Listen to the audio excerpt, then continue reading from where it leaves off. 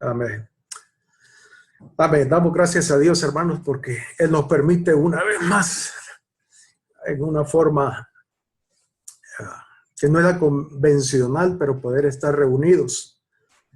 Pero quisiera compartir esta mañana, bueno, comenzando con una noticia que para mí fue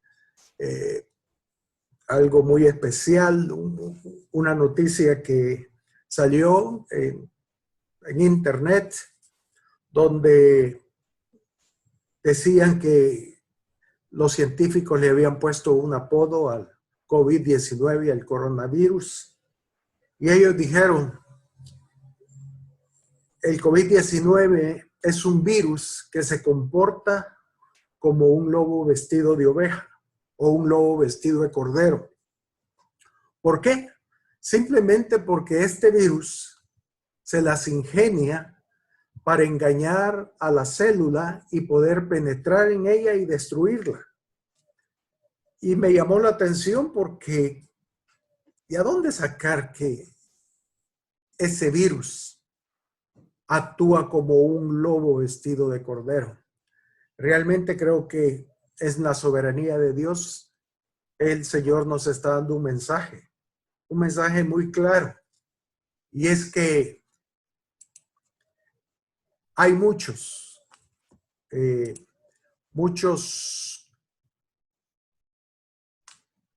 en la iglesia, muchos lobos vestidos de cordero. Y yo creo que el Señor va a empezar a tratar eso en la iglesia. El Señor va a limpiarla. Y para mí era un mensaje claro de lo que está sucediendo y lo que el Señor quiere hacer en la iglesia. Así que, bueno, como introducción realmente para aquellos que no sabían, nuevo nombre o un apodo que le dan a este virus. Un virus que se comporta como un lobo vestido de cordero porque engaña a la célula para poder penetrar y destruirla. Qué increíble. Pero realmente no me cabe la menor duda que el Señor, eso es lo que Él está viendo ahí en la iglesia. Muchos lobos que están destruyendo su iglesia y que el Señor va a empezar a tratar con cada uno de ellos. Debemos pedirle al Señor, Señor, no permitas que yo entre a ese grupo. Señor, límpiame, purifícame. Señor, hazme realmente una oveja, un corderito, pero en medio de todo, sí es necesario que el Señor pues limpie su iglesia. Pero decía eso como un comentario, pero lo que quiero compartir con ustedes es un par de cosas pequeñas que el Señor había puesto en mi corazón y que las encontramos cuando el Señor liberó a Israel de la última plaga en Egipto. Y como el Señor no solo liberó a Israel de la última plaga, sino que realmente también liberó a Israel de Egipto. Y para eso quiero que me acompañen a Éxodo capítulo 12. Éxodo capítulo 12, versículo de 3 al 13. No sé si puedes ayudarme, Juan, si puedes poner los subtítulos, a ver si funcionan. Éxodo capítulo 12, versículo 3 al 13.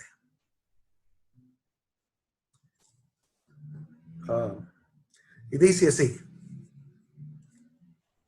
Ok. Ahí está. Dice, hablad a toda la congregación de Israel, diciendo, en el 10 de este mes, tómese cada uno un cordero según la familia de los padres, un cordero por familia. Mas si la familia fuere tan pequeña que no baste para comer el cordero,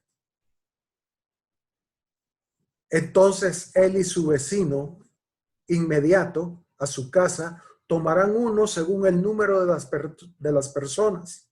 Conforme al comer de cada hombre haréis la cuenta sobre el cordero. Versículo 5. El animal será sin defecto. Macho de 1 año lo tomaréis de las ovejas o de las cabras y lo guardaréis hasta el día 14 de este mes. Y lo inmolará toda la congregación del pueblo de Israel entre las 2 tardes. Y tomarán de la sangre y la pondrán en los 2 postes y en el dintel de las casas en que lo han de comer. Y aquella noche comerán la carne asada al fuego y panes sin levadura. Con hierbas amargas lo comerán. Versículo 9. Ninguna cosa comeréis de él cruda, ni cocida en agua, sino asada al fuego, su cabeza con sus pies y sus entrañas. Ninguna cosa dejaréis de él hasta la mañana, y lo que quedare hasta la mañana lo quemaréis en el fuego. Versículo 11. Y lo comeréis así. Ceñido vuestros lomos, vuestro calzado en vuestros pies y vuestro bordón en vuestra mano, y lo comeréis apresuradamente. Es la Pascua de Jehová. Pues yo pasaré aquella noche por la tierra de Egipto y heriré a todo primogénito en la tierra de Egipto, así de los hombres como de las bestias, y ejecutaré mis juicios en todos los dioses de Egipto. Yo Jehová. Y la sangre os será por señal en las casas donde vosotros estéis, y veré la sangre, y pasaré de vosotros. Y no habrá en vosotros plaga de mortandad cuando huyera la tierra de Egipto. Entonces, el Señor les dio una serie de cosas que ellos deberían de hacer para ser librados de la plaga y que no muriera ningún primogénito en la casa de los israelitas. Ahora, lo primero que vemos es que matar el cordero era una figura de la muerte de Cristo.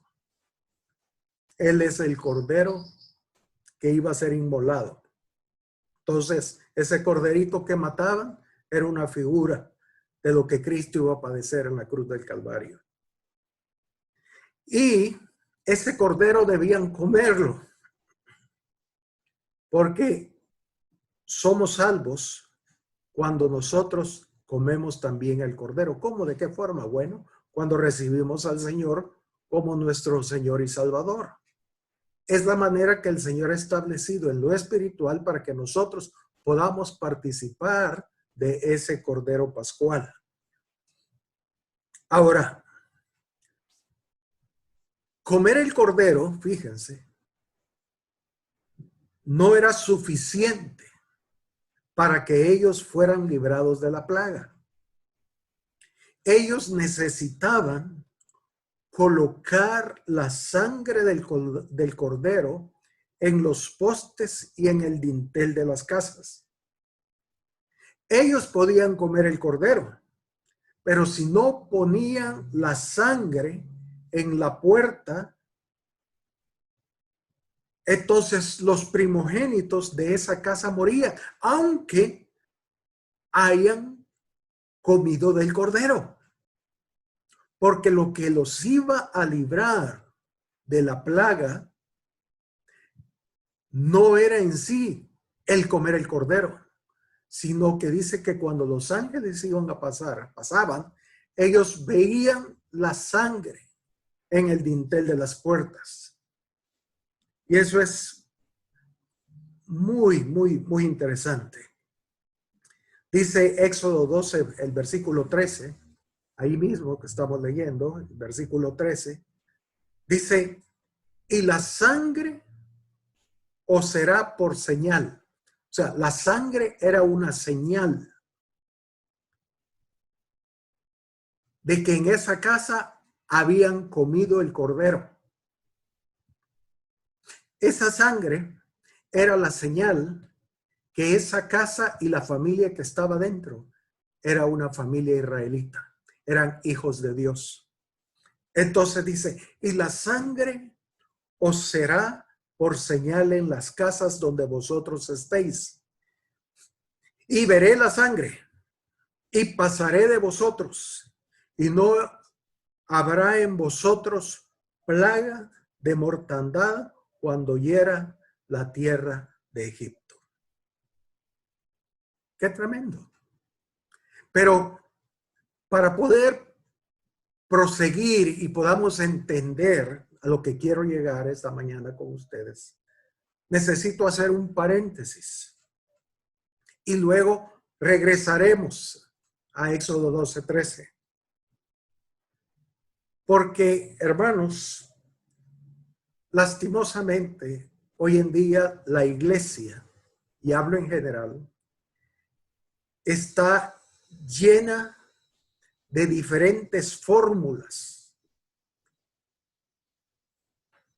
Fórmulas que las hemos creído, fórmulas que las usamos como palabras mágicas y creemos que con decir esas palabras mágicas, esa fórmula, ya todo está bien. Ya todo está bien. Y es un error. Y muchos cristianos están siendo engañados debido a tantas fórmulas que tenemos hoy en la iglesia del Señor. Y yo creo en lo personal que es una de las cosas que el Señor quiere tratar en su iglesia hoy. ¿Por qué? Porque las fórmulas no funcionan. Las fórmulas no funcionan. Quiero comenzar con una de las fórmulas más comunes que hay en la iglesia. Y quiero que me acompañen a Juan capítulo 14, versículo 12. Evangelio según San Juan, capítulo 14, versículo 12.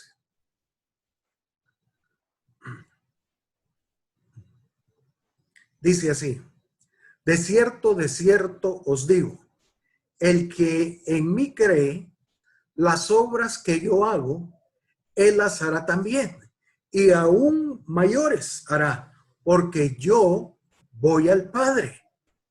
Versículo 13, fíjese. De cierto os digo, el que en mí cree, las obras que yo hago, bueno, estoy leyendo el versículo 12, ¿no? Versículo 13, perdón. Dice, y todo lo que pidiereis al Padre, fíjense, en mi nombre lo haré, para que el Padre sea glorificado en el Hijo. Si algo pidieres en mi nombre, yo lo haré.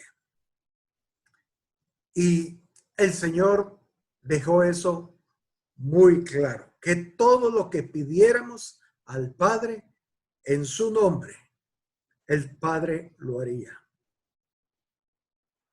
Entonces,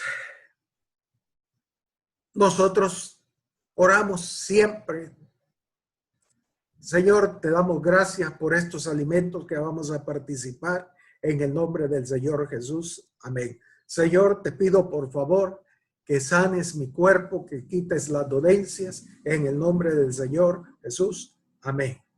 Ahora, la pregunta es, ¿cuántas veces hemos orado en el nombre del Señor Jesús? ¿Y cuántas veces esas oraciones o esas peticiones han sido contestadas? Yo diría que muy, pero muy pocas han sido contestadas. ¿Por qué? Porque, hermanos, creemos que con decir esas palabritas mágicas, en el nombre del Señor Jesús te lo pedimos, amén, ya estuvo, ya se solucionó el problema. Ya el Padre va a responderme a esa oración.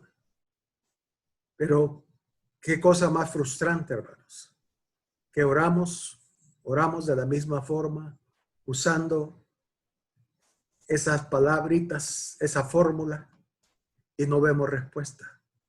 La pregunta es, ¿dónde estamos fallando? Primero, hermanos, en las escrituras debemos entender que la palabra nombre en la Biblia significa o tiene que ver con la naturaleza de la persona. El Señor, los nombres en la Biblia no están por gusto, digámoslo así, sino que realmente implican lo que el Señor va a hacer o la naturaleza de las cosas. Por ejemplo, hablamos de Abraham, padre de multitudes. Era lo que el Señor iba a hacer en la vida de Abraham. Y así podemos mencionar nombre tras nombre en la Biblia y veremos que siempre el nombre está relacionado con la persona. Y cuando él dijo, todo lo que pidiereis en mi nombre, os será hecho. Es como que el Señor estuviera diciendo, todo lo que vosotros pidáis en mi naturaleza, el Padre responderá. Cuando la fórmula se integra a la vida o al carácter o la naturaleza del Cordero o del Hijo, entonces las respuestas vienen a nuestras oraciones. Primera de Juan capítulo 5 versículo 14, leámoslo por favor. Primera de Juan capítulo 5 versículo 14. Dice, y esta es la confianza que tenemos en Él. Fíjese. Y esta es la confianza que tenemos en Él. No en la fórmula, sino la confianza que tenemos en Él. Que si pedimos alguna cosa conforme a su voluntad, Él nos oye. Entonces, ¿por qué nuestras oraciones no tienen respuesta a pesar de que usamos esa fórmula? En el nombre de Jesús te lo pedimos. Porque estamos pidiendo no conforme a la voluntad de Dios. Y el único que conoce la voluntad del Padre es el Hijo. Entonces, si yo estoy pidiendo algo en mi naturaleza, no va a haber respuesta. Pero si la oración que hago es en la naturaleza del Hijo, nuestras oraciones serán respondidas. Fíjense, vayamos a Hebreos 13:20, por favor. Hebreos capítulo 13, versículos 20 y 21. Dice, y el Dios de paz,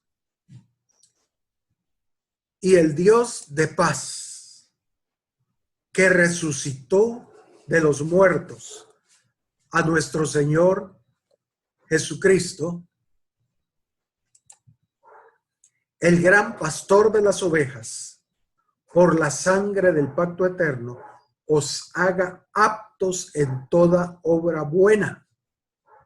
Fíjense, para que hagáis su voluntad.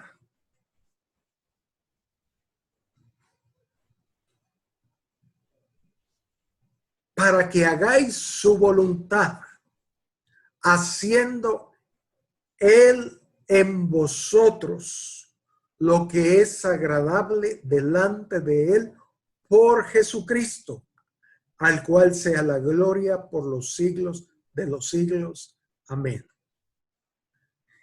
El escritor de Hebreos es bastante claro cuando dice que Él nos haga aptos para que hagamos su voluntad, haciendo Él en nosotros lo que es agradable delante de Él por medio de Jesucristo. Entonces, la única forma del que el cristiano puede hacer la voluntad del Padre y orar al Padre conforme a la voluntad de Él es solamente a través de la naturaleza del Hijo de Dios o a través del Espíritu de Cristo en nosotros. Cualquier otra cosa que nosotros pidamos, aunque usemos la fórmula, si no es Él en nosotros quien hace la petición, no habrá respuesta. Ay, pero yo creí que era tan fácil, solo necesitaba decir, Señor, dame esto en el nombre de Jesús y ya. No, no es así. Ahora la pregunta es, ¿y cómo sé si estoy pidiendo en su voluntad? ¿Y cómo sé si es el Hijo en mí o soy yo quien está orando para que tenga respuesta? El apóstol Pablo nos da la clave. Vayamos a Romanos capítulo 8, versículo 26, para que entendamos. Romanos 8, 26. Porque, hermanos, si no entendemos estas cosas, vamos a ser cristianos frustrados.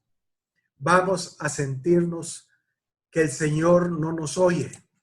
Vamos a decir, el Señor está enojado conmigo porque oro y nunca me responde.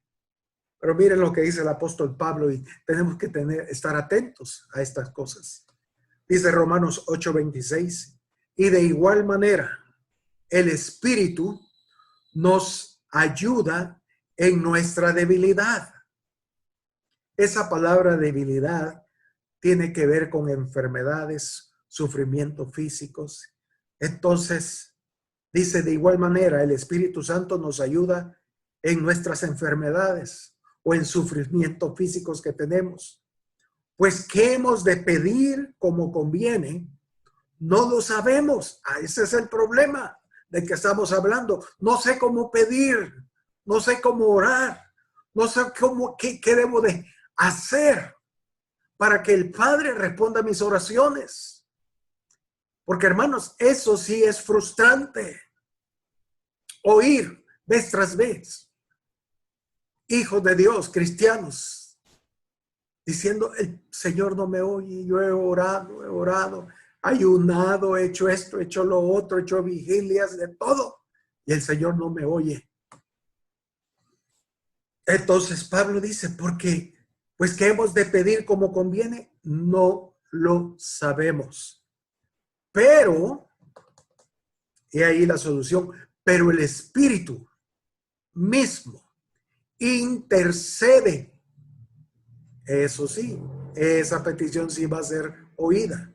El Espíritu mismo intercede por nosotros con gemidos indecibles. Mas el que escudriña los corazones sabe lo que nosotros no sabemos. ¿Cuál es la intención del Espíritu? Porque conforme, fíjense, porque conforme a la voluntad de Dios intercede por los santos. Más claro no puede ser. No sé cómo orar. No sé cómo pedir. Por más que uso la formulita, no me funciona. Entonces, ¿cuál es la clave? Pablo lo dice. El Espíritu Santo. Él sí sabe cómo orar. Él sí sabe qué pedir conforme a la voluntad del Padre. Y el Padre sabe cuál es la intención del Espíritu. Ellos entienden muy bien el Espíritu de Cristo en mí o con el Espíritu del Padre. Muy bien, ellos entienden. Entonces, ¿qué debo de hacer? Hermanos, La clave está en la necesidad que tenemos como hijos de Dios de ser bautizados con el Espíritu Santo. Quiero aclarar una cosa. Cuando recibimos al Señor, el Espíritu Santo viene a morar a nuestros corazones. Si ese Espíritu no mora en nosotros, dice Pablo, que no somos cristianos, no somos hijos de Dios. El Hijo de Dios, la evidencia clara de que es nacido de Dios es que el Espíritu Santo mora en él. Pero el ser bautizados con el Espíritu Santo es ser llenos del Espíritu Santo. Es que el Espíritu Santo rebalse en mí, de tal manera que ya no es el Espíritu Santo en mí, sino yo en el Espíritu. Por eso nos urge ser llenos, bautizados en el Espíritu Santo, para que nuestras oraciones sean oídas. Perdón. 1 Corintios 14:2. Aquí el Pablo nos da cierta luz en eso. Dice 1 Corintios capítulo 14, versículo 2. Porque el que habla en lenguas no habla a los hombres. Subraya eso. Porque el que habla en lenguas no habla a los hombres, sino a Dios. ¡Qué bendición! Pues nadie le entiende, aunque por el Espíritu habla misterios. Fíjense, hermanos, qué bendición más grande la que tenemos los hijos de Dios. Si el hablar en lenguas, que es la evidencia de ser bautizados, de ser llenos del Espíritu Santo, si al orar empiezo a orar en lenguas, dice que el Espíritu en mí hace que oremos de tal manera que Dios entiende las oraciones del Espíritu. Aunque nadie ni nosotros lo entendemos, pero es la forma más eficaz para poder orar en una forma eficaz.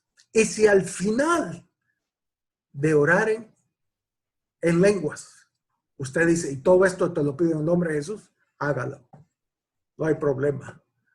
Ahí le va a funcionar la fórmula. Pero entienden, es más que una fórmula, hermanos. Debemos aprender a entender lo que significa orar en el Espíritu. Ahora, por supuesto, la necesidad más grande hoy para todos los creyentes que no han sido bautizados en el Espíritu Santo es oren por la llenura del Espíritu Santo. Señor, lléname con el Espíritu Santo. Señor, bautízame con el Espíritu Santo. Señor, permíteme hablar en otras lenguas. Quiero orar con eficacia.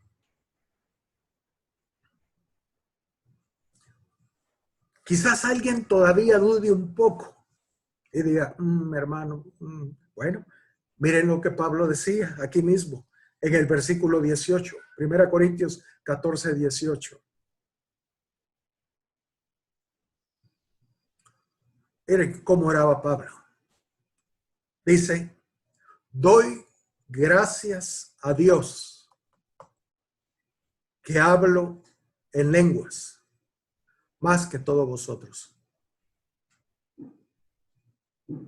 Doy gracias a Dios que hablo en lenguas más que todos vosotros. Pablo había entendido la bendición y el misterio que hay en orar en lenguas. Hermanos, la mayoría de oraciones del apóstol Pablo eran en lenguas angelicales. Debemos aprender a orar en lengua. Pero para muchos cristianos que han sido bautizados en el Espíritu Santo, las lenguas es como algo que lo tienen ahí, un adornito más. El hablar en lengua es un adornito que lo voy a ocupar de vez en cuando. Ahorita voy a leer. No. Pablo decía, yo hablo en lenguas más que todos vosotros. Él pasaba orando todo el tiempo en lenguas porque él sabía que era la oración eficaz. El Espíritu oraba conforme a la voluntad de Dios en él. Y el Padre y el Espíritu se entendían en una forma tremenda, que todas las oraciones que el apóstol Pablo hacía eran respondidas. Y eso es lo que el Señor quiere llevar a sus hijos hoy. Que aprendamos a interceder, como dice, con gemidos indecibles, orando con un corazón quebrantado, pidiéndole al Señor día tras día, momento tras momento en lenguas, Señor. El Espíritu orando conforme a la voluntad del Padre, hermanos. ¡Qué bendición! Entonces, hermano, quiere decir que no debemos de orar en nuestro idioma. ¿Cómo no? Ore por los alimentos. Señor, gracias por estos alimentos. ¿Sí? Ore cuando se va a acostar. Señor, que tenga un buen sueño. Señor, bendice a mi hermano, a mi esposa, a mis hijos. Señor. Pero la oración eficaz tiene que ver con el hablar en lenguas. No es una fórmula, hermanos. Quiero que entendamos eso.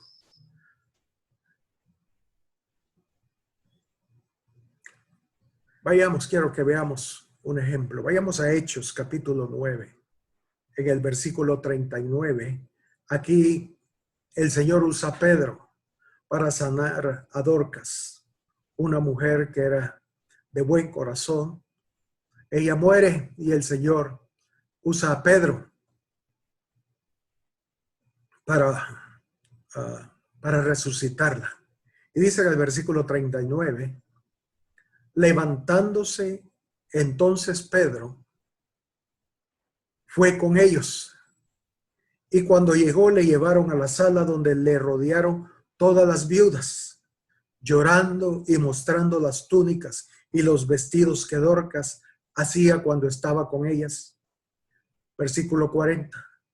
Entonces, sacando a todos, Pedro se puso de rodillas y oró. ¿Qué habrá orado Pedro? Yo creo, hermanos, que él oró en lenguas, intercediendo. Y cuando él tuvo la respuesta del Padre en su corazón, cuando él sabía que el Padre había oído su oración, dice, y volviéndose, o sea, se puso en pie, y volviéndose al cuerpo, dijo, Tabita, levántate. Y ella abrió los ojos y al ver a Pedro se incorporó y dándole la mano la levantó. Entonces, llamando a los santos y a las viudas, la presentó viva. Eso fue notorio en todo Jope y muchos creyeron en el Señor. La pregunta, hermanos, ¿qué oración más eficaz? La pregunta. Yo no leo donde él haya usado la fórmula que usamos los cristianos. Él no le dijo, mujer, levántate en el nombre de Jesús. Solo le dijo, Tabita, levántate. ¿Por qué? Porque, hermanos, el pedir en el nombre de Jesús es algo más profundo. No son palabras huecas ni vanas. Tiene que ver con el Espíritu de Cristo intercediendo en nosotros. Hechos capítulo 19, versículo 11. Vayamos, por favor. Hechos 19, 11. Aquí vemos, nos habla del apóstol Pablo. Y dice en el versículo 11 de Hechos 19. Y hacía Pablo milagros. Dice, y hacía Dios milagros extraordinarios por mano de Pablo.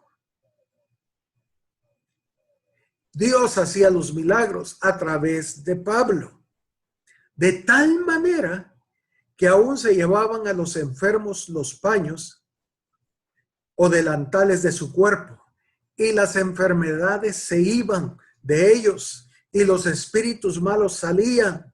Pero algunos de los judíos exorcistas ambulantes intentaron invocar la fórmula, el nombre del Señor Jesús. La clave es en el nombre del Señor Jesús. Y lo intentaron sobre los que tenían espíritus malos, diciendo, os conjuro por Jesús, el que predica Pablo. Y dice el verso 14, había 7 hijos de un tal Esceva, judío, jefe de los sacerdotes, que hacían esto. Pero respondiendo el espíritu malo, dijo, fíjense lo que dijo el espíritu malo. No dijo, es que usaste mal la fórmula, por eso no funciona. No. Es que se te olvidó decir la fórmula en el nombre del Señor Jesús. No. El demonio, el espíritu malo dijo, a Jesús conozco. Conozco su espíritu. Conozco su naturaleza. A Jesús es una persona. A Jesús conozco. Y yo sé cuando es Él quien está hablando. Y yo sé cuando es Él quien está reprendiendo. A Jesús conozco. Y sé quién es Pablo. Pero el espíritu malo saltando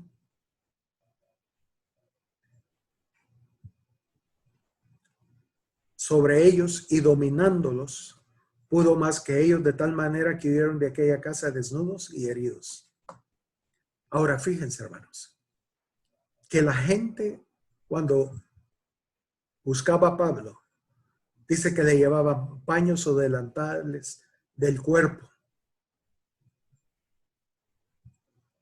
Y esos paños sanaban a los enfermos.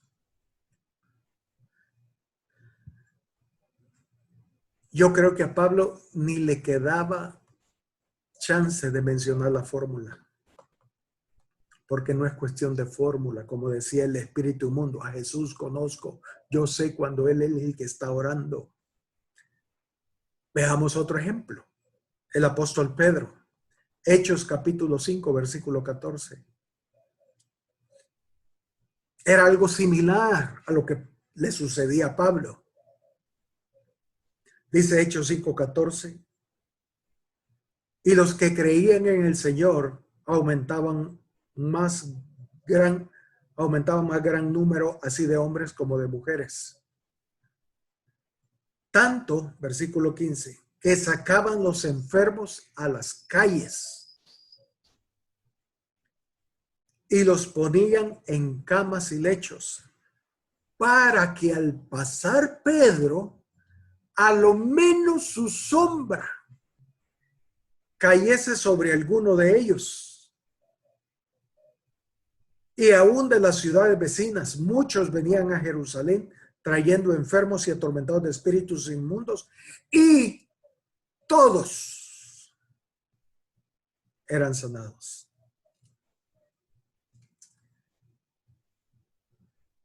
Hermanos, la sombra de Pedro sanaba a los enfermos.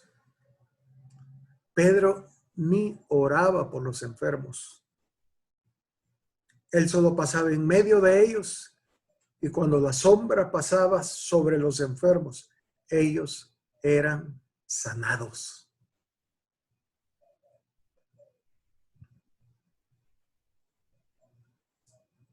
No había fórmula. Porque, hermanos, no es la fórmula la que hace sanidades. Es Jesús. Es la vida del Hijo de Dios en nosotros.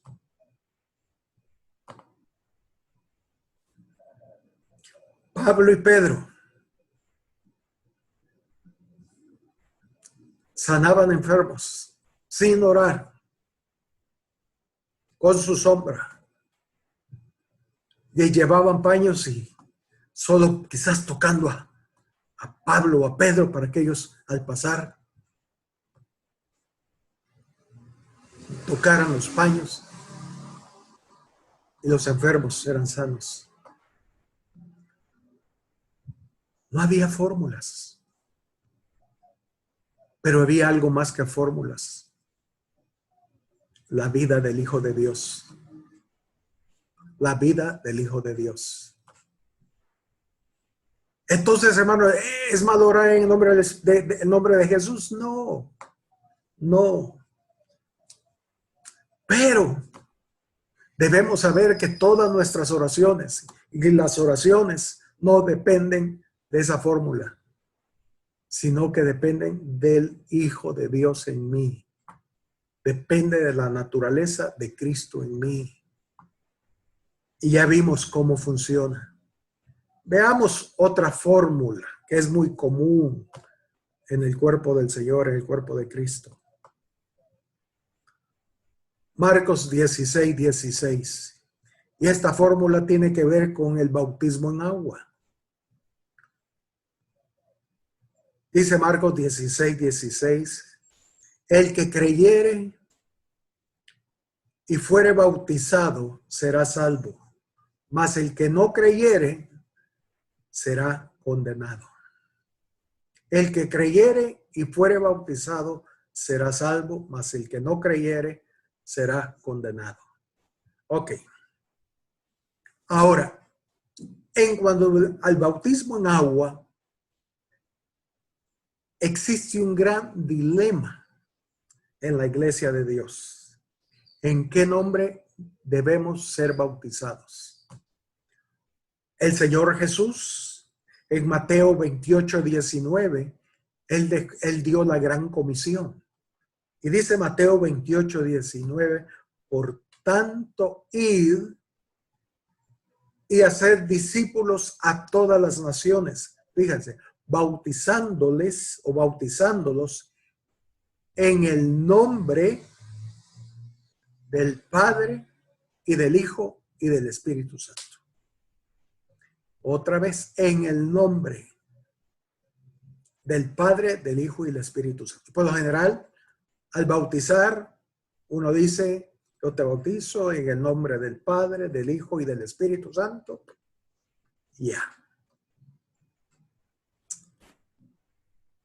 Pero hay otro grupo de la iglesia del Señor que toman lo que Pedro hacía y lo que hacían los demás apóstoles. En Hechos 2, versículo 37, fíjense, y hay otros versículos que mencionan que lo hacían de esta manera. Dice en Hechos 2:37, al oír esto, se compungieron de corazón y dijeron a Pedro y a los otros apóstoles, varones hermanos, ¿qué haremos? Pedro les dijo, arrepentíos y bautícese cada uno de vosotros en el nombre de Jesucristo para perdón de pecados y recibiréis el don del Espíritu Santo. Entonces, hay dos grupos en la iglesia. Unos que dicen que el bautismo debe de ser en el nombre del Padre, del Hijo y del Espíritu Santo. y otros que deben ser bautizados en el nombre de Jesús. Y hay un tercer grupo, que es minoría. Pero recuerdo a ese pastor que me dijo, si tú bautizas en el nombre del Padre, el Hijo y el Espíritu Santo, estás equivocado. Porque él lo dejó muy claro. Debemos bautizar en el nombre del Padre. ¿Cuál es el nombre del Padre? Jehová. En nombre del Hijo. ¿Cuál es el nombre del Hijo? Jesucristo. ¿Y cuál es el nombre del Espíritu Santo? Consolador. Entonces, cuando bauticemos, y parece lógico, debemos hacerlo en el nombre de Jehová. Yo te bautizo en el nombre de Jehová, de Jesús y del Consolador. Otra fórmula. 3 fórmulas. La pregunta es, ¿cuál será la correcta?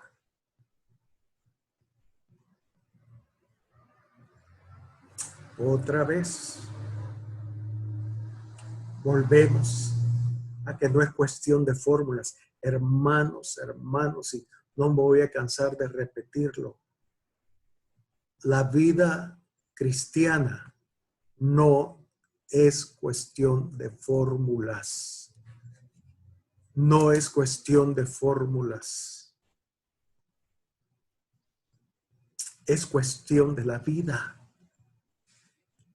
Acabamos de leer que el Señor dijo, el que creyere y fuere bautizado será salvo. Primero es creer y luego ser bautizado. Si yo me bautizo, fíjense, sin antes haber nacido de nuevo, que es creer, entonces no importa aún con qué fórmula de las 3 me hayan bautizado, eso no es bautizo, eso es simplemente una ducha. En otras palabras, me bañé nada más. Pero delante de Dios eso no funciona. Puedo bautizarme las veces que yo quiera, pero si no he nacido de nuevo, eso no cuenta delante de Dios, porque no es cuestión de fórmulas. Y él lo dejó muy claro. El que creyere, el que ha nacido de nuevo y fuere bautizado, ese será salvo. Ahí funciona el bautismo. Allí el Señor lo recibe como señal de alguien que ha nacido de nuevo. Hechos capítulo 8. Veamos algo más. Hechos capítulo 8. Hermanos, quiero decirles, en lo personal, yo he bautizado en el nombre del Padre, del Hijo y del Espíritu Santo, y por cierto, es lo que, como lo hago generalmente, pero hubo un tiempo que lo hacía en el nombre de Jesús, solo en el nombre de Jesús, como decía Pedro, y como lo vemos en otra escritura. Yo te bautizo en el nombre de Jesús. Ahora, la pregunta es, si yo lo hacía en el nombre de Jesús, ¿ustedes creen que el Padre y el Espíritu Santo se enojarían porque yo lo hago en nombre de Jesús? Por supuesto que no. Es locura pensar eso.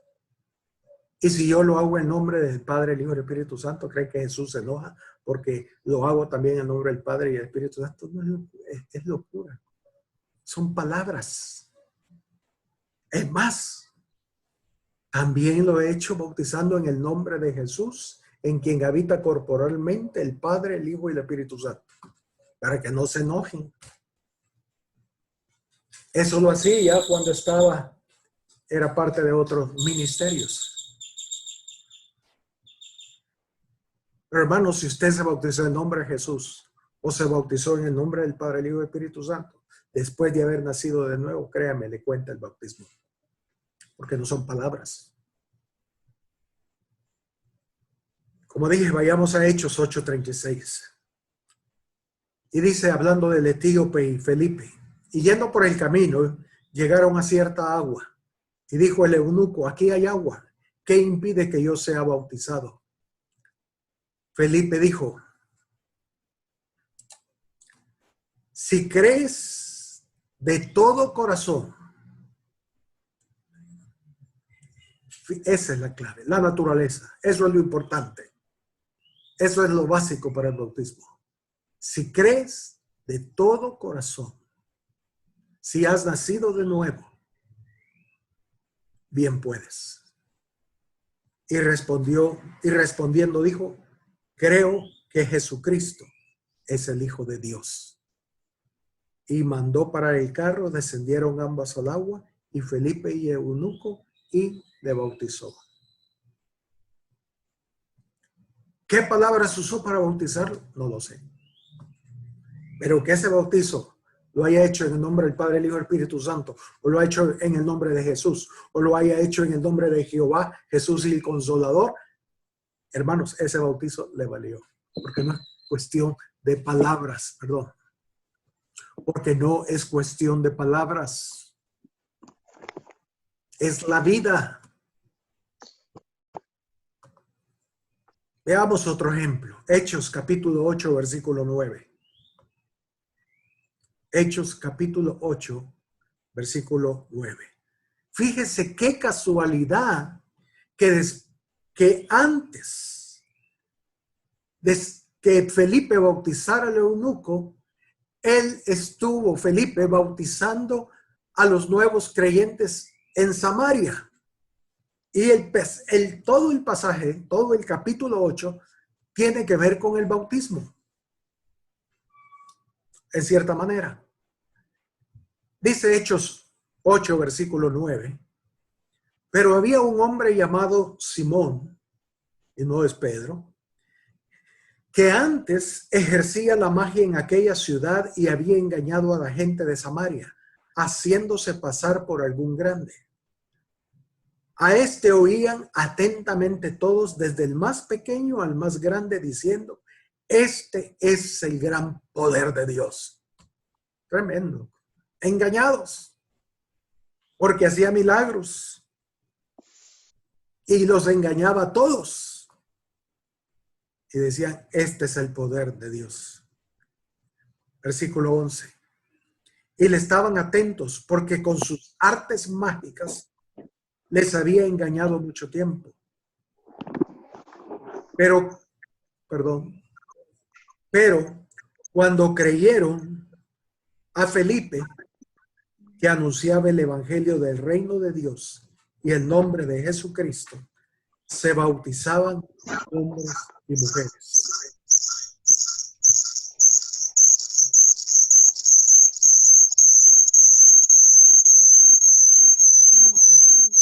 ¿Está bien, hermanos?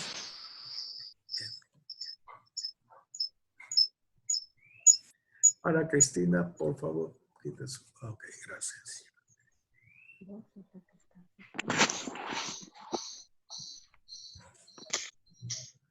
Versículo 12. Pero cuando creyeron a Felipe, que anunciaba el evangelio del reino de Dios y el nombre de Jesucristo, se bautizaban hombres y mujeres. Y dice, también creyó Simón. También creyó Simón mismo.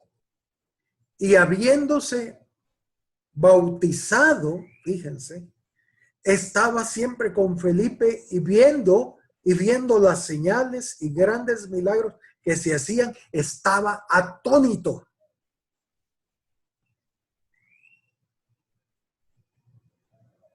Cuando los apóstoles que estaban en Jerusalén oyeron que Samaria había recibido la palabra de Dios, enviaron allá a Pedro y a Juan, los cuales, habiendo venido, oraron por ellos para que recibiesen el Espíritu Santo, porque habían sido bautizados en el nombre de Jesús.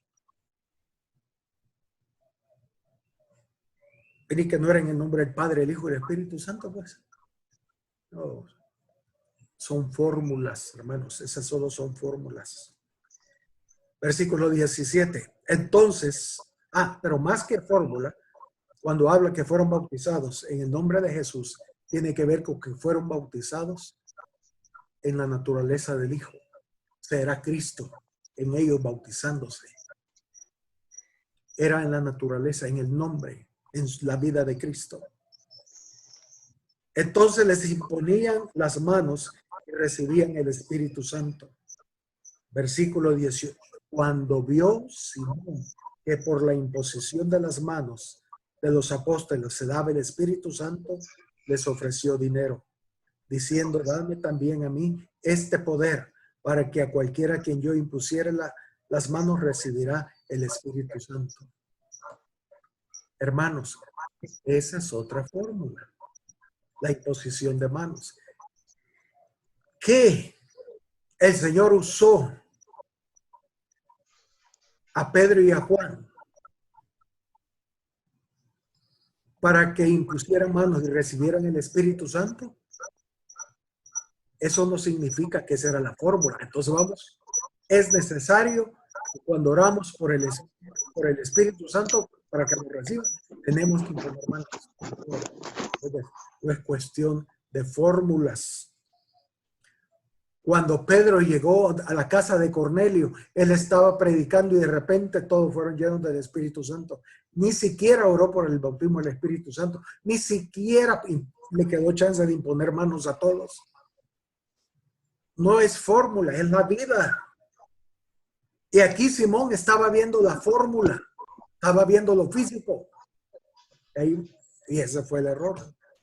Y muchos creyentes, ese es el error, están viendo, bajan lo eterno, lo celestial, y lo ponen al nivel de nosotros, al nivel carnal.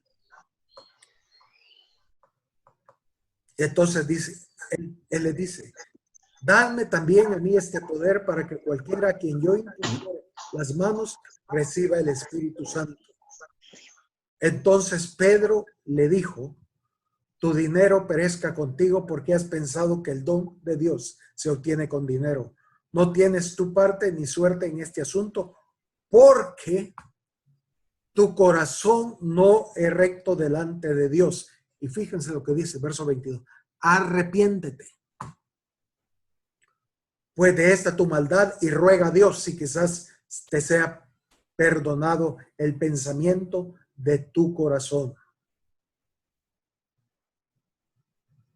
¿Qué había sucedido? Simón había creído en el Señor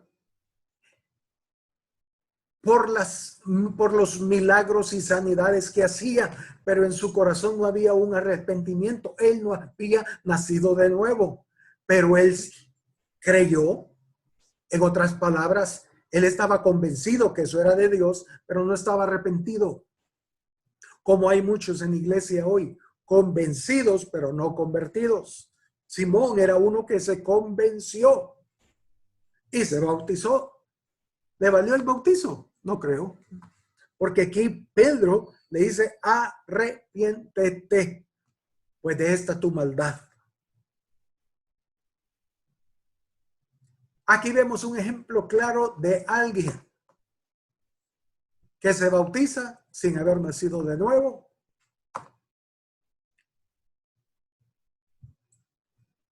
Y dice el verso 23, porque en hiel de amargura y en prisión de maldad veo que estás. Respondiendo entonces Simón dijo, rogad vosotros por mí al Señor para que nada de esto que habéis dicho venga sobre mí. ¿Se le concedió el arrepentimiento? No lo sabemos. Pero una cosa sí es claro, él es un ejemplo de cómo alguien puede creer en el Señor, bautizarse sin haberse convertido. Sin haberse convertido al Señor. Aunque hayan usado la fórmula correcta cuando lo bautizaron.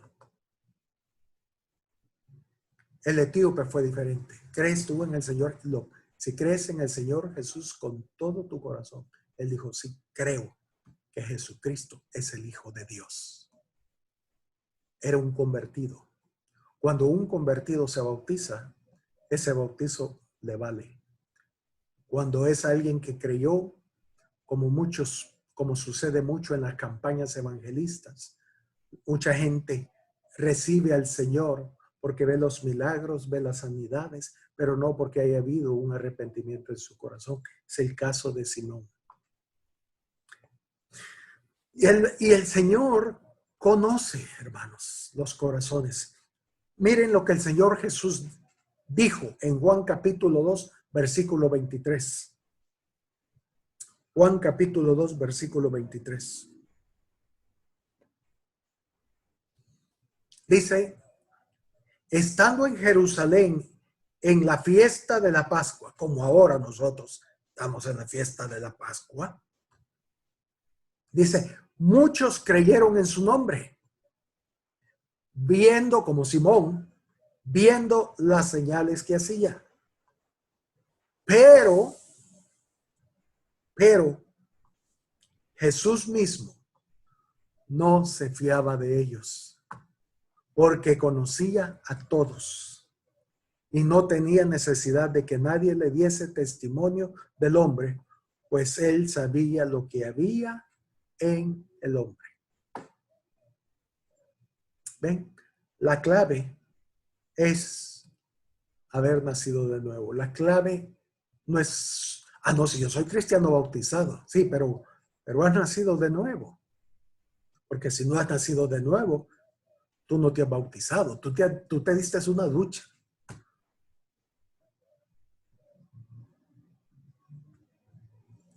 Entonces, hermanos, la vida cristiana no depende de fórmulas. Y la iglesia está llena de fórmulas.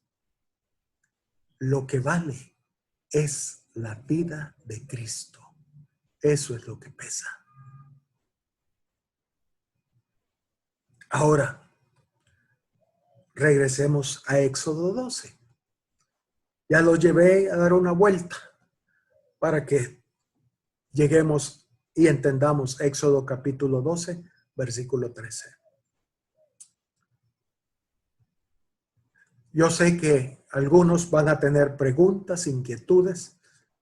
Hermanos, no dude en enviarme por WhatsApp o por email. Si hay preguntas, yo voy a responderlas. Hágamelas para que quede más claro esto. Pero hermanos, uno de los propósitos esta mañana es que veamos que la vida o que el evangelio no lo bajemos a lo terrenal. No es cuestión de fórmulas. No es cuestión de matemáticas, no es cuestión de química, no es cuestión de física. No es nada terrenal. Casi usamos las fórmulas como diciendo abracadabra. ¿Sí? Abracadabra. No tiene igual, solo decimos la fórmula y ya va a ser, ya por fe créalo, ya está, ya sé, no. Que Dios nos libre de eso, hermanos. Pero vayamos a Éxodo 12, versículo 13. Y la sangre os será por señal en las casas donde vosotros estéis. La sangre era una seña, una evidencia. Fíjense, la sangre era una evidencia. Y veré la sangre y pasaré de vosotros y no habrá en vosotros plaga de mortandad cuando hiera la tierra de Egipto. El ángel pasaba y veía la sangre en la puerta. Y esa era una evidencia, una señal de que la gente que estaba adentro había comido del cordero y eran hijos de Dios, eran parte del pueblo de Dios. Pero había esa señal.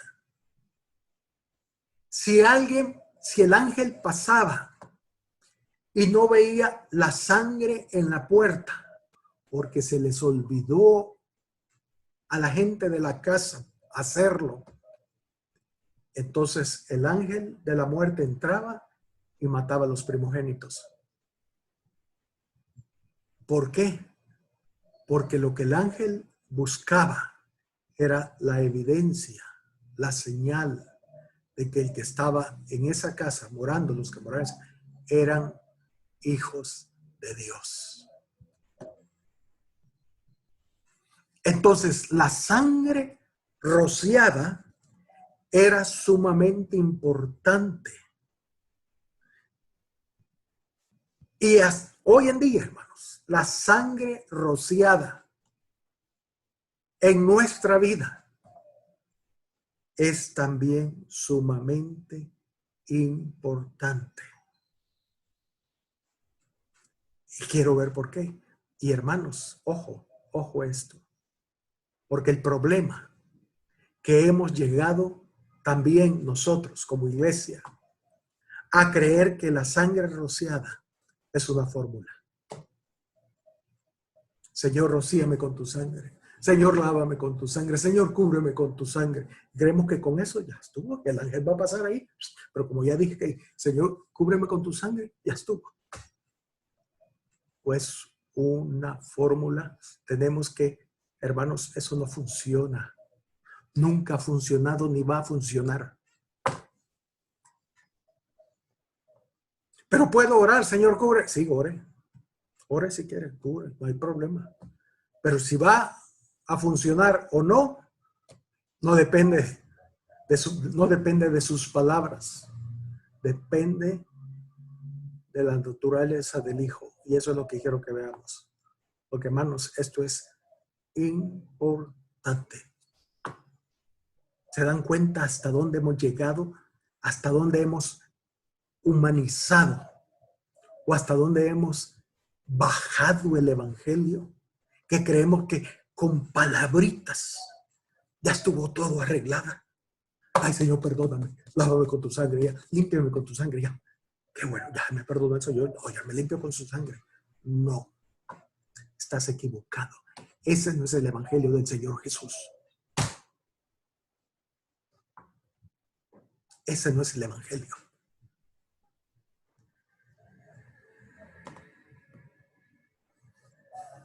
Vayamos a Levíticos capítulo 17, versículo 10. Levítico 17, versículo 10.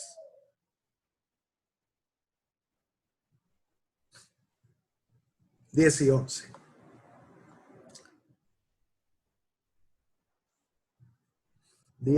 11. Dice, si cualquier varón de la casa de Israel o de los extranjeros que moran entre ellos comiere alguna sangre, yo pondré mi rostro contra la persona que comiere sangre y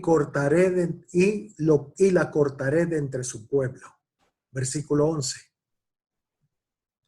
¿Por qué va a cortar el Señor a que come sangre? Y esa es una ley que el Señor estableció.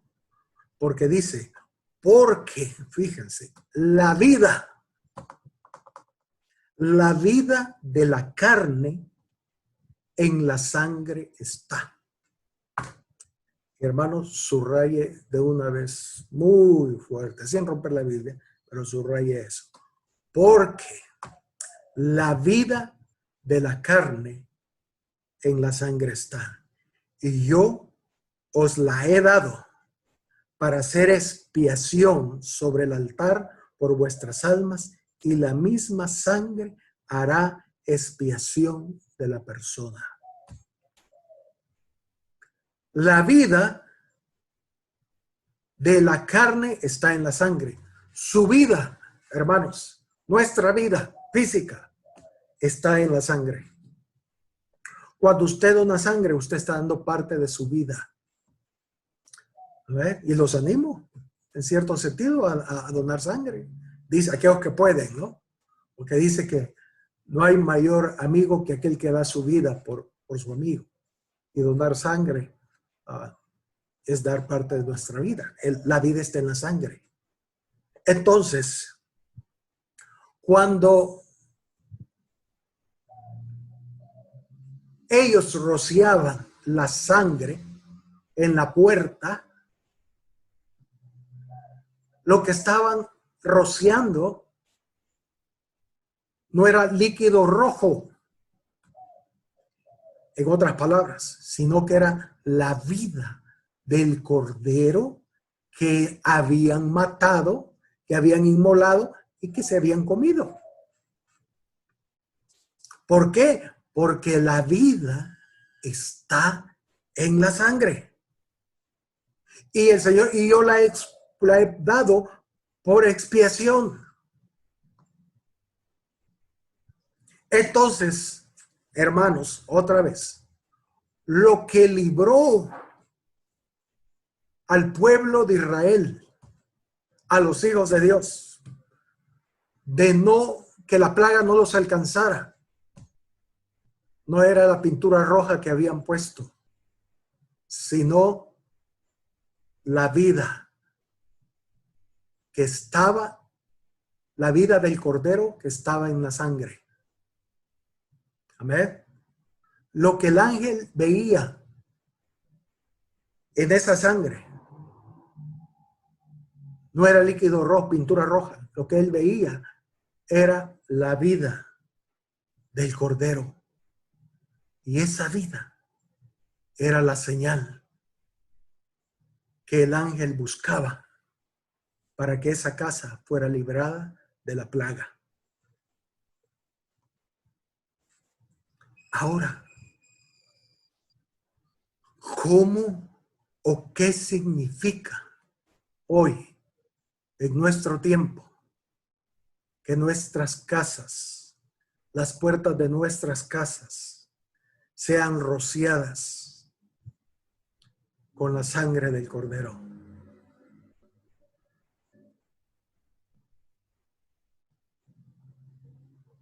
Porque, hermanos, muchos literalmente lo hacen ahora. Matan un cordero, agarran la sangre y la ponen. Y cree que con esos ritos allá estuvo todo. Ese es el cumplimiento de la Pascua. Hoy, en estos días, muchos lo hacen.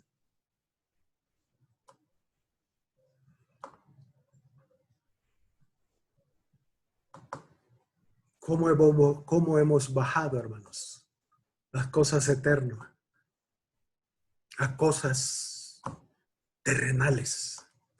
Sí, ojo, en el Antiguo Testamento el Señor les dio ejemplo en cosas terrenales para que pudieran entender, o para que nosotros pudiéramos entender lo que eso significaba. Pero hoy Él no está pidiendo que hagamos eso. Él no está pidiendo que ahora en esto matemos corderos. El cordero ya murió en la cruz. En el Antiguo Testamento, cuando ellos mataban un cordero, ellos veían hacia el futuro. Esto es lo que hará el Mesías. Esto es lo que hará el Cordero de Dios. Él va a derramar su sangre, su vida por nosotros. Ahora nosotros lo vemos al revés, o sea, al otro lado. Esto es lo que el Señor les estaba enseñando cuando mataban un cordero. Amén. Pero hoy Él no está pidiendo corderos. Hoy está pidiendo la vida del cordero inmolado. Juan el Bautista dijo cuando vio a Jesús: he aquí el Cordero de Dios. Ese es el Cordero. La sangre de ese Cordero es la que el Señor quiere que rociemos en las puertas de nuestra casa. El problema es que ¿de dónde voy a traer la sangre de Cristo? Literalmente, si vamos a hacerlo literal, hagámoslo literal. Pero es locura. No se puede. Pero veamos qué era lo que eso simbolizaba, hermanos. Y veamos la belleza que hay en Dios. Vamos al Salmo 150, versículo 1. Salmo 150, versículo 1.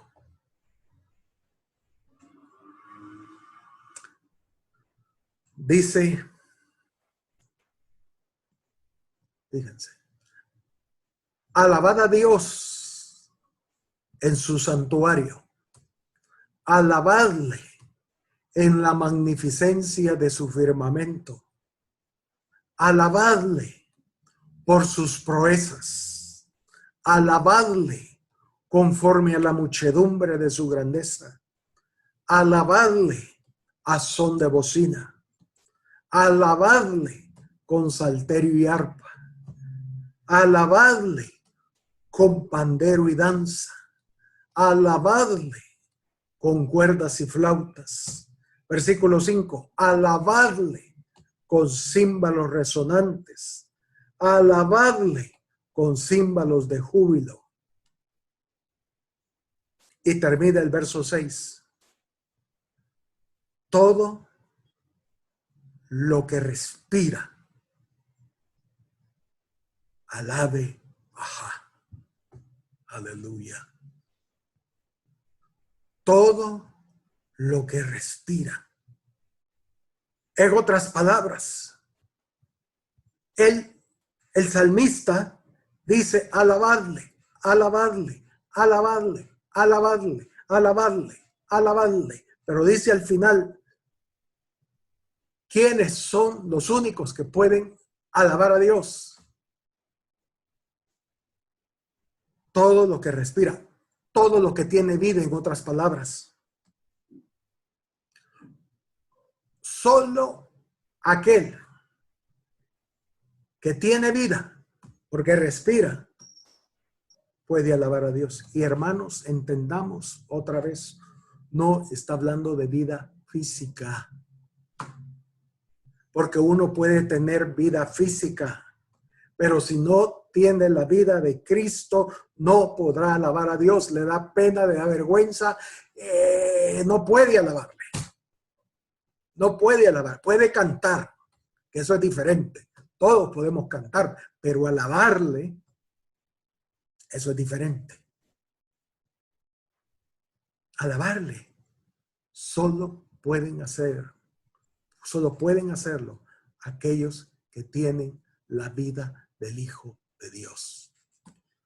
Solo aquellos que pueden respirar la vida de Dios pueden alabarle. El mundo canta, los hijos alaban.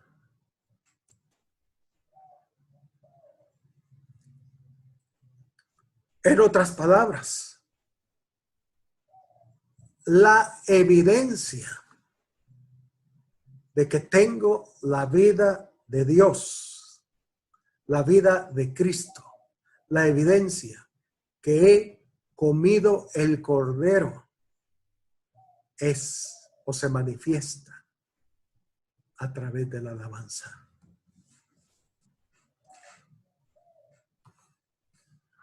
Veamos qué dice Pablo en Romanos capítulo 8. Romanos capítulo 8, versículo 15.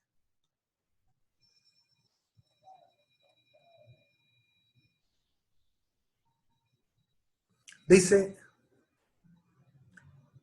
pues no habéis recibido el espíritu de esclavitud para estar otra vez en temor, sino que habéis recibido, fíjense, el espíritu de adopción, el espíritu de Cristo, por el cual clamamos o decimos a gran voz, Abba Padre. Otra vez, pues no habéis recibido el espíritu de esclavitud para estar otra vez en temor, sino que habéis recibido el espíritu de adopción, o sea, el espíritu de Dios, el espíritu de Cristo, por el cual clamamos o decimos a gran voz, dice el griego, Abba Padre. El espíritu mismo, fíjense, da testimonio a nuestro espíritu de que somos hijos de Dios. El espíritu de Dios da testimonio a nuestro espíritu que somos hijos de Dios. ¿Cómo? Cuando decimos Abba Padre, cuando decimos Papito, cuando podemos alabarle. La alabanza es un testimonio o es una señal de que somos hijos de Dios.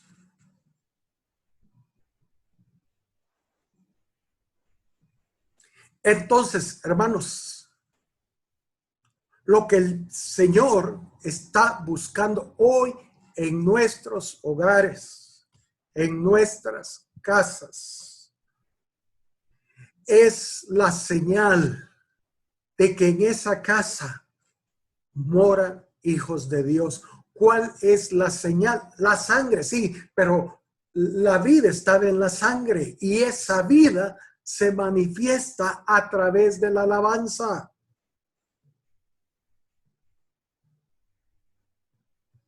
¿Cómo manifestamos la vida de Dios? Ya no con sangre, sino alabándole, adorándole, orando, ministrándole en el cántico de Jehová al Señor. Fíjense, hermanos, veamos Salmo capítulo 9, versículo 13. Salmo 9, versículo 13.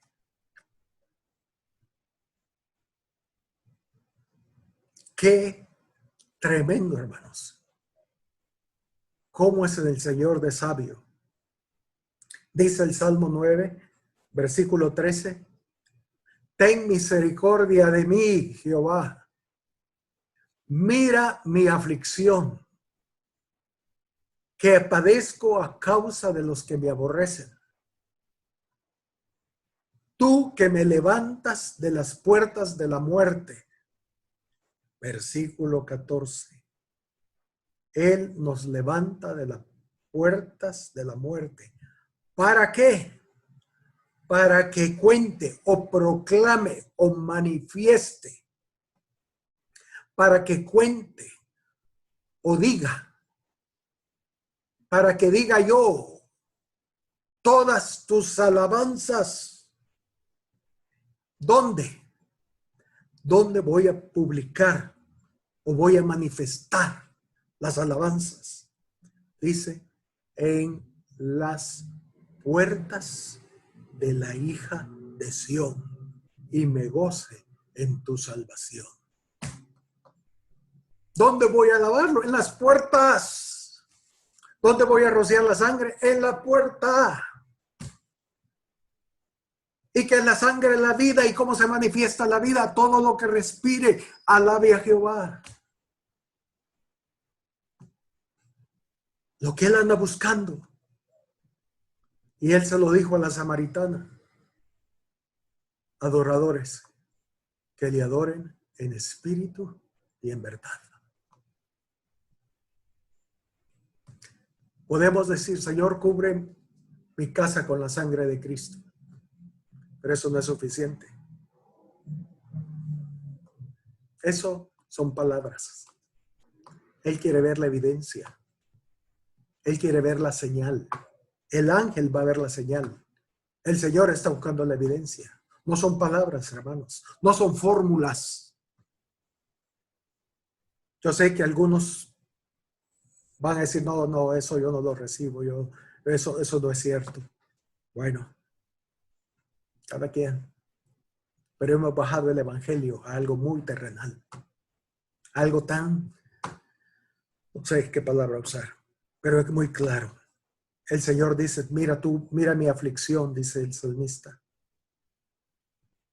Hazme que yo proclame tus alabanzas en las puertas de las hijas de Sión.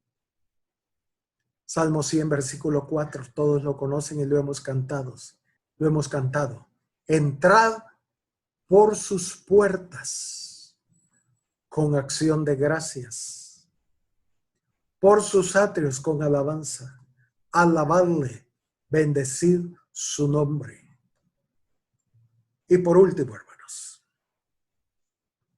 un pasaje más que tiene que ver con eso. Bueno, penúltimo pasaje, pero vayamos a Isaías 60, versículo 18.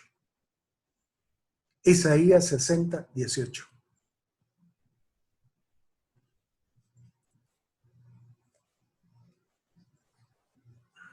Mire, dice el verso 18, nunca más se oirá en tu tierra violencia,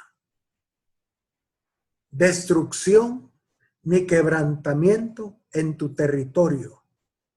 Nunca más habrá violencia, destrucción, quebrantamiento en tu territorio, sino que a tus muros llamarás salvación y a tus puertas. ¿Cómo? Alabanza. En la Biblia, hermanos, la puerta habla de alabanza.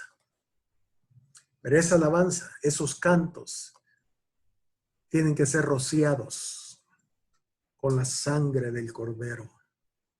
En otras palabras, con la vida. Todos pueden cantar. Todos los egipcios podían cantar. Pueden cantar.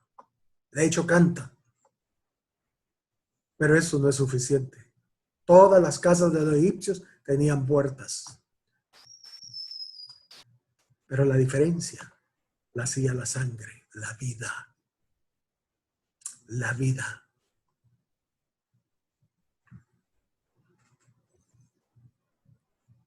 Hermanos,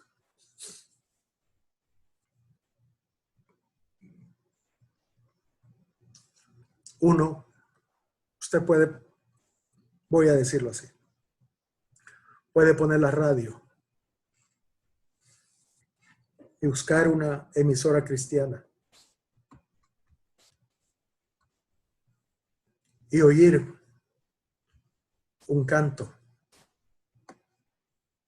Y quien esté cantando es un salmista. Paréntesis. Perdón, con comillas. Y puede cantar muy lindo. Y la letra del canto, muy linda. Pero al oírlo, cualquier cristiano que conoce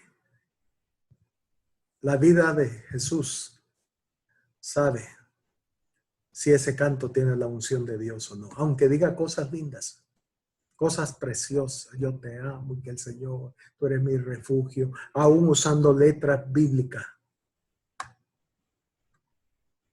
Pero uno sabe si esa puerta tiene, si esos cantos tienen sangre, la sangre del Cordero rociada. Les he contado el testimonio una vez.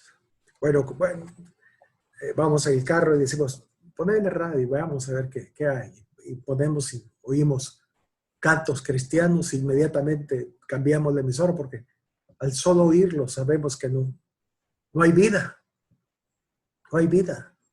Usted puede oír a una persona cristiana cantando y usted sabe si ese canto, si lo que está cantando ese hombre tiene vida o no. Si lo que le está manifestando es vida o no es vida. Tus puertas son alabanza, pero alabanza con vida, con la sangre rociada. En otras palabras, hermanos, hoy el Señor nos ha encerrado en nuestras casas. El Señor nos ha puesto. Ahí nos tienen las casas. La pregunta es, si el ángel destructor pasara, ¿qué es lo que va a haber en nuestras puertas? ¿Será que va a haber la sangre, la vida del Cordero fluyendo?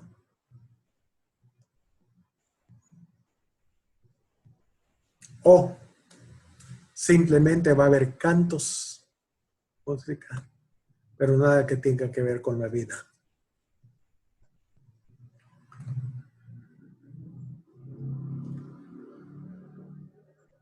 Y por último, hermanos, vayamos a Hebreos capítulo 13, versículo 15. Creo que aquí el escritor de Hebreos nos deja muy claro lo que el Señor está buscando en nuestras casas.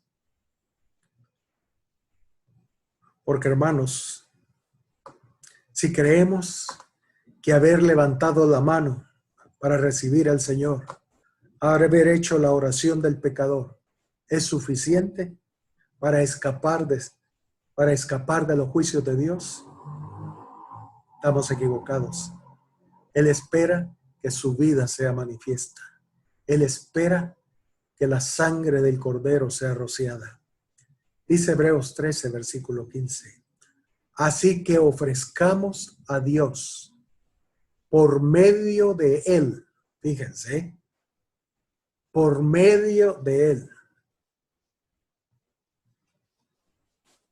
El sacrificio de alabanza. En otras palabras, que sea Él en nosotros alabando la vida. Es decir, dice, fruto de labios. ¿Qué es el fruto, hermanos? El fruto es producto de la vida. Si no hay vida, no hay fruto. Entonces dice que debemos ofrecer alabanza, es decir, fruto de labios que confiesen su nombre. Como alguien dijo, más claro no canta el gallo. La alabanza que Dios oye, la alabanza que Dios recibe, la alabanza que esperan ver los ángeles en tu casa, es alabanza producida como un fruto de la vida de Cristo en nosotros. Entonces, hermanos, hagamos a un lado las fórmulas. No es suficiente decir, Señor, cúbreme con tu sangre, cubre esta casa con tu sangre, Señor. No. Demos la evidencia. Ok, cubramos la casa con la sangre de Cristo. ¿Cómo? Ministrándole, alabándole, dándole un sacrificio de amor a través del canto. Mostrémosle ese fruto de labios, ese fruto que sale de la vida a través de la alabanza.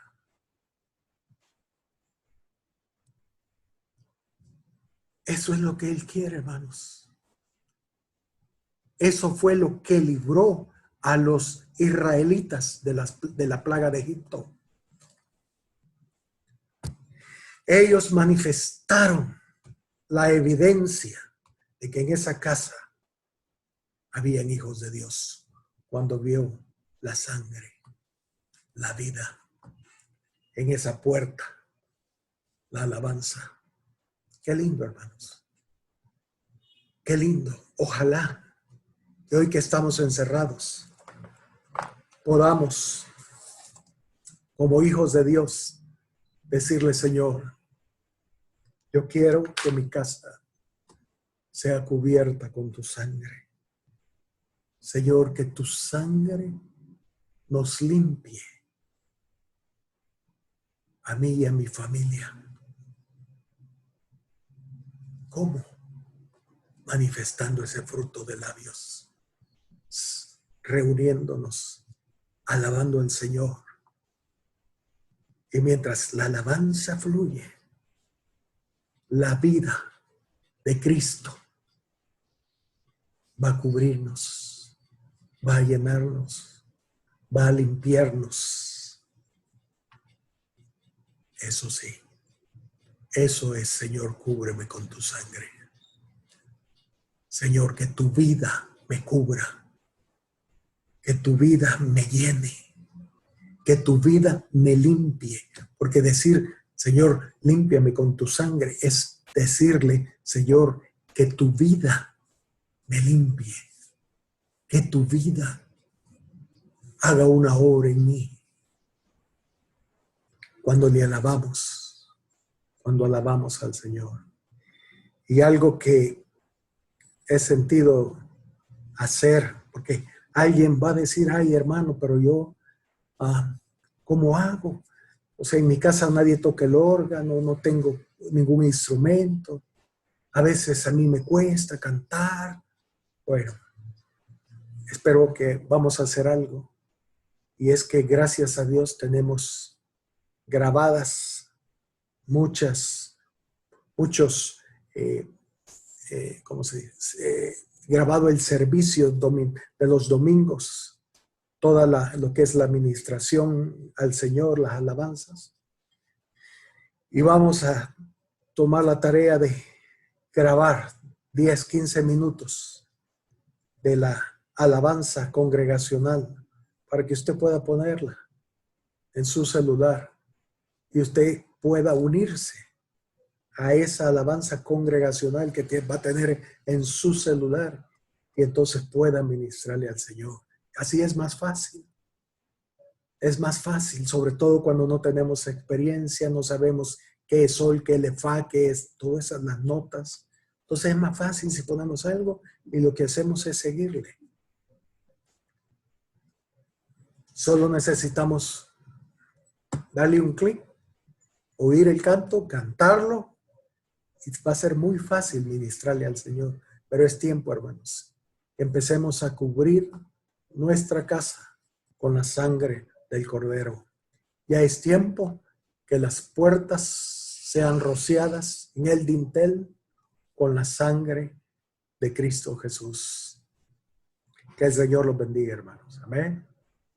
Queremos entonar un canto. Voy a pedirle a Juan, por favor.